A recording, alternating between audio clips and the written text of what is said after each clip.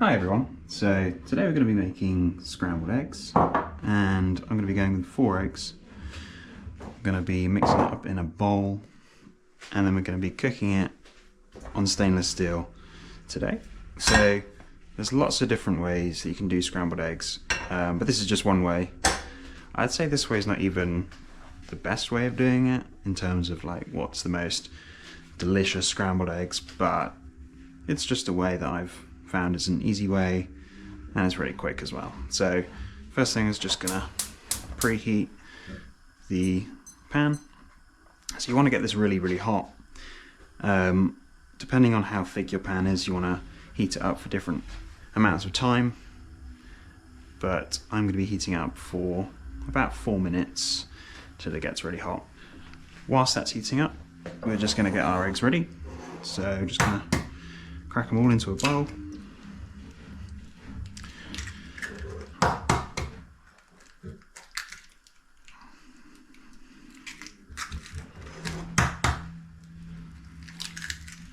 See, as I said, I think scrambled eggs is one of those things where there's so many different ways of doing it. You've got the French way, you've got kind of the more American way where you use like a wider pan, which is probably more similar to how we're doing it today. But yeah, I've just recently started cooking with stainless steel. I was using non-stick before, but what I found is that the non-stickiness would always kind of go away and then it would just be harder to make eggs without it sticking. So stainless steel is like notorious for, you know, being hard to keep things from sticking. The trick is you just got to get it hot enough and then it doesn't stick, and we'll see that once we start cooking. So I'm just gonna break the eggs up like this. Little tip for when you break up eggs, when you're scrambling them up with your fork, so always use a fork. If you just spin it like this, you're not really gonna it's gonna take you a while to like mix it all together. You kind of want to focus on doing circular motions, kind of bringing it towards you and away from you, just like this. And I kind of like to tilt the bowl a little bit. You can kind of like mix it like that, and then alternate between turning it around the circle, like this, and then this movement.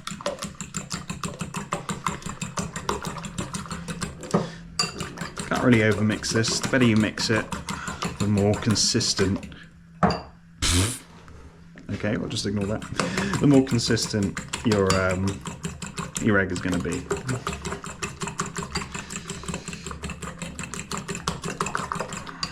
It's probably good enough.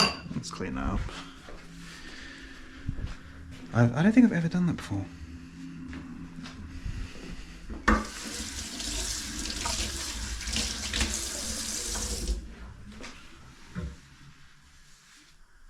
Ugh.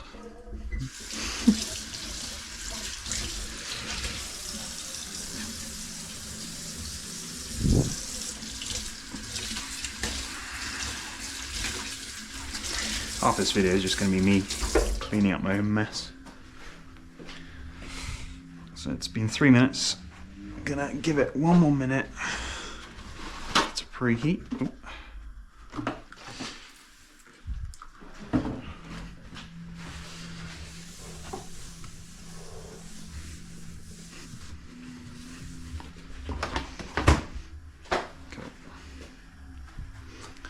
So I like to just make sure the water's hot enough. I'm kind of familiar, I think, by now by how long it takes my pan to heat up, but one thing you can do is just get a bit of water and do like the bead test. So let's just test it now. So that's kind of what you want to see. You see kind of the water's like dancing around in the pan like that. So that's what I kind of want to see. Just get rid of that water. So, pan's hot enough. I'm going to go in with a couple tablespoons of olive oil. Kind of want it to sizzle like straight away. Should have got my spatula ready. Where is it? There it is. Oh, shit. I like to use a kind of rubber spatula just because I think it's really good for scraping the bottom of any pan. and just making sure you get everything. So that oil is nice and hot, it's smoking, and it's going to make a nice noise as soon as it goes in. So you can see it's instantly starting to cook. I'm going to put the bowl to one side. Now it's already starting to cook, so we need to kind of be quite fast with this. We don't really want any browning. So what I'm doing is just dragging from the outside in. I'm kind of just like dragging, letting it fill in. And what you can see is we're kind of getting this like nice almost spiral effect. And honestly, we're done. So it literally takes about 15 seconds once you put the eggs in for it to start cooking, or to finish cooking.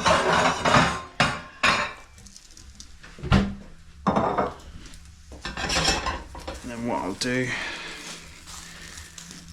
you might question some little bits that might be like not cooked on the top, so what I do is like turn it upside down. That just means that it traps the heat in, and any of those bottom bits that were, you know, I guess you could say raw, are going to be cooked now, because the heat of the egg will kind of go down. And there you go. So I'm going to go in with a bit of salt, a bit of pepper, keep it nice and simple.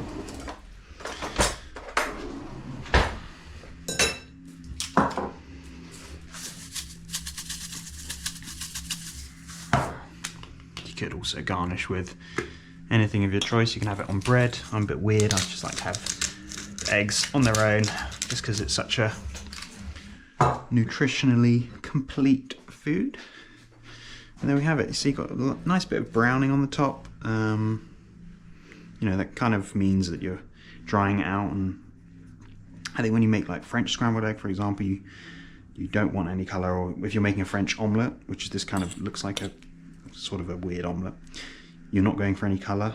But I don't mind a bit of color. It's kind of a nice balance of some color and then some kind of more underdone bits of the egg.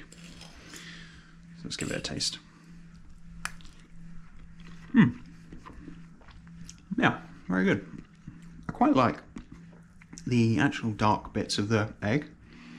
Give a bit of like, I don't know, like a roasty flavour. Which reminds me of when I used to have omelettes as a kid. I would have like, you know, like a nicely cooked omelette with some ketchup or something. For some reason, I can taste ketchup even though I haven't put any on. Yeah, that's pretty good. So, hope you enjoyed. Let me know how you get on making this, and I'll see you next time. Thank you very much for watching.